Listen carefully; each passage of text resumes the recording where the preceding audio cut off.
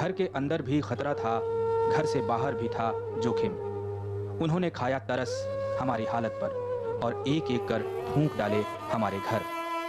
अब न अंदर खतरा है न बाहर जोखिम। कश्मीर, ये एक नाम सुनते ही दिमाग में पता है क्या ख्याल आते हैं कि शिकारों की दुनिया, चिनारों की दुनिया, कुदरत के हसीन नजारों की दुनिया। ये झरने, नदियां, पहाड़, ये वादियां, ये दुनिया अगर छिन जाए तो किसका दिल ना तड़प उठे। जहां बचपन बीता वो गलियां छिन गई, जहां जवान हुए वो मिट्टी छीन ली गई।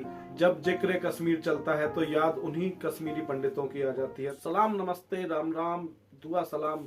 एक बार फिर से आप लोगों की सेवा में लेकर आए हैं कश्मीर का वही दूसरा पार्ट, अधूरा पार्ट, जो पिछली वीडियो में हम पूरा नहीं कर पाए थे। तो शुरू करते हैं कश्मीरी पंडितों के साथ जो 1990 के बाद, 19 जनवरी 1990 के बाद कश्मीर में रहे और उनके साथ क्या क्या गलत हुआ उनके बारे में चर्चाएं करनी।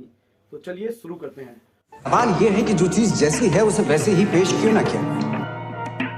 19 जनवरी 1990 के बाद से कश्मीरी पंडितों का कत्लेआम शुरू हो गया। बांदीपुरा में शिक्षिका गिरिराज टिक्कू की उनके घर में गैंग रेप के बाद जलाकर हत्या कर दी गई और इस तरह की खबरें आम हो रही थी, जिन पर पूरी किताब लिखी जा सकती है कि कैसे आतंकवादियों से प्रताड़ित होकर ये कश्मीरी पंडित पलायन करने को मजबूर थे और अपना घर छोड़ रहे थे और प्रशासन मूक बना देख रहा था।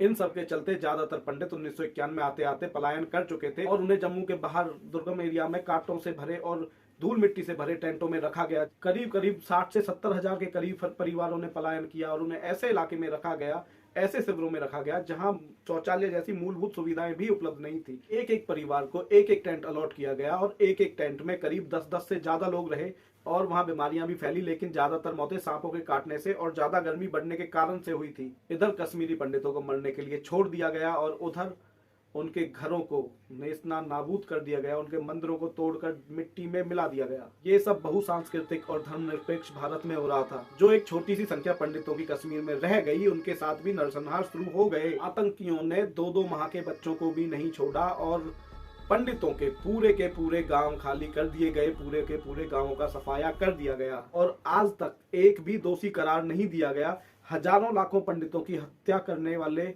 लोगों को सजा देना तो दूर की बात रही, किसी ने भी इस नरसंहार और पलायन पर कोई भी चिंता व्यक्त नहीं की। हम क्या चाहते हैं? आजादी। हम क्या चाहते हैं? आजादी। आजादी का मतलब क्या? इन पंडितों के घर सूने पड़े हैं, मंदिर अपवित्र हैं।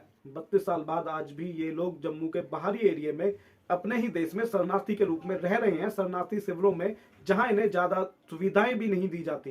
इन्हें देखकर एक कश्मीरी गीत याद आता है। मशरीत बाल यारो जान गो, वाद मशरीत बाल यारो।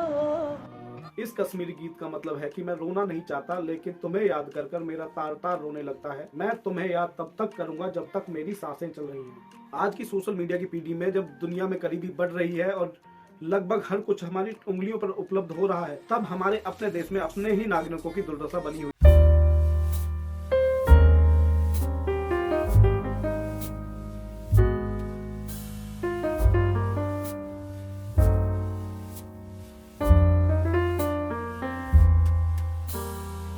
और उन्हें उनके ही हाल पर ऐसे ही छोड़ दिया जाता है। और इन सब के बावजूद हम उम्मीद करते हैं कि कश्मीरी पंडितों के साथ इंसाफ हो। तो ये थी कहानी कश्मीरी पंडितों की। उम्मीद करता हूँ कि आपको अच्छी लगी होगी। अब मैं ये नहीं कहूँगा कि लाइक करो या डिसलाइक करो, जो आपको करना है करो।